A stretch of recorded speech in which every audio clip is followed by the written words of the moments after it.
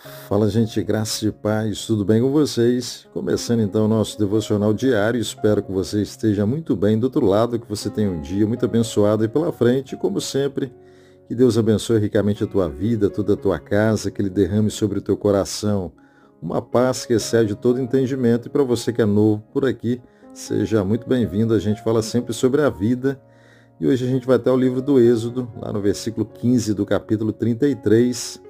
E a palavra de Deus, ela nos diz assim, ó: Então Moisés lhe declarou: Se não fores conosco, não nos faças sair daqui. Tá bem?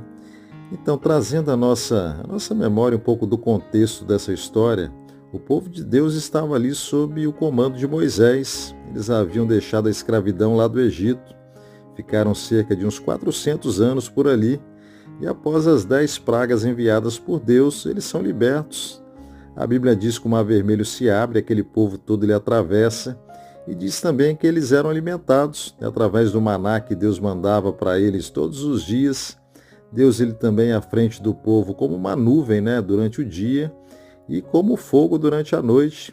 Eles bebiam também água que saíam da rocha, ou seja, eles haviam presenciado, vivenciado, né, milagres extraordinários, vindos todos eles de Deus durante toda essa jornada de vida.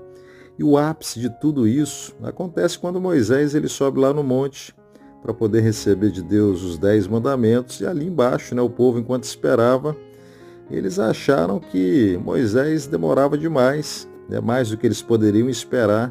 E o povo, aquele mesmo povo que viveu todo o agir de Deus ali no deserto, presenciou o poder de Deus, ele resolve simplesmente construir um bezerro de ouro e o adoram.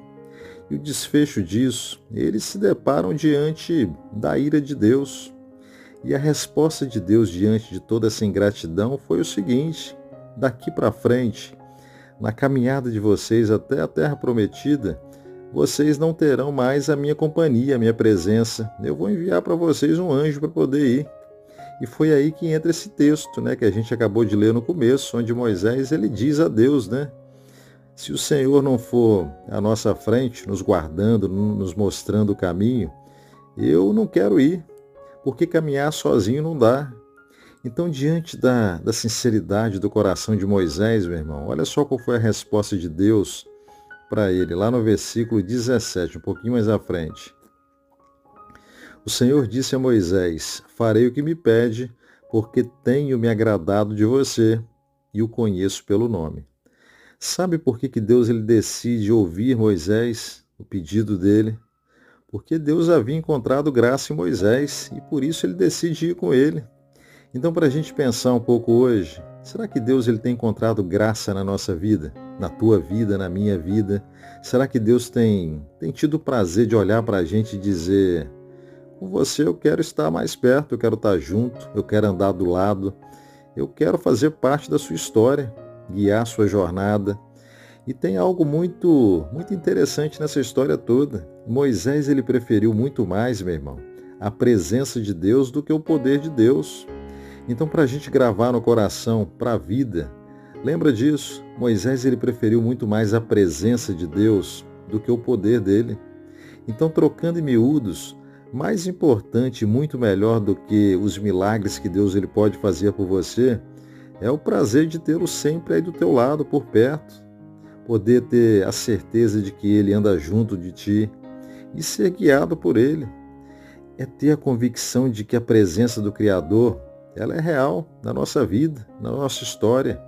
Deus ele conhece bem o nosso coração, não é verdade? Ele sabe muito bem quando a nossa relação com Ele, de fato, né, é movida pelo desejo de simplesmente estar na presença dEle, ou também por aqueles que buscam a presença dele só em troca do benefício, daquilo que ele pode fazer por alguém, por aquilo que ele pode dar. Então, quando Deus ele olha para nós, hein, o que ele tem visto em nós, hein? Será que gente interesseira, apenas atrás do poder dele? Ou será que gente que, independente de ter ou não um milagre, uma resposta de oração, quer estar com ele por aquilo que ele é, porque realmente o ama de fato, porque busca conhecê-lo, porque pode ser que você ore por algo na tua vida e a resposta de Deus seja um sonoro não. ou um agora não, ou o silêncio de Deus. Acredito que todos nós já passamos por isso, em que a gente pede algo a Deus e a resposta não vem como a gente esperava. E aí, como é que a gente lida com essa situação, hein? Porque quando a gente olha lá para a história do apóstolo Paulo, mesmo tendo ali sido um cara muito usado por Deus, ele teve um momento da vida que ele passou extrema dificuldade. A Bíblia diz que ele teve um espinho na carne. A Bíblia ela não diz exatamente o que era esse espinho, mas diz que ele sofria por isso. Lembra da história? E o pedido dele a Deus foi qual, hein? Que removesse o espinho, não é verdade? Agora, você lembra qual foi a resposta que Deus deu para ele? O espinho fica. E você segue a vida com o espinho mesmo. Será que a gente está diante de um Deus mau? Não, meu irmão. Um Deus simplesmente controla tudo. Faz tudo como Ele quer, da forma como Ele quer, na hora que Ele quer. Coisas que muitas das vezes a gente não consegue entender. Coisas que a gente não vai ter respostas e a gente vai ter que guardar os porquês para a nossa vida. Agora, o que Paulo fez diante dessa resposta de Deus? Será que ele virou as costas para Deus? Será que ele se revoltou com Deus? Não, ele seguiu a vida dele, com espinho e tudo. E a vida com Deus continuava tudo igual. Agora, eu só sei de uma coisa. A Bíblia diz que a vontade de Deus, ela é boa, ela é perfeita e ela é agradável. E isso basta para a gente, não é verdade? Porque toda a vontade de Deus, até aquelas que a gente não consegue entender, que a gente não consegue ver lógica aos olhos humanos, elas acontecem porque Deus tem um propósito em cima de todas as coisas. Lembra da história de Daniel também lá na cova dos leões, voltando lá no Antigo Testamento? Daniel foi um cara que ele preferiu estar ali junto com os leões dentro de uma cova a estar livre fora da presença de Deus. Não é verdade? Agora, ele foi punido por quê? Por falar com Deus todos os dias em oração. Essa foi a grande acusação.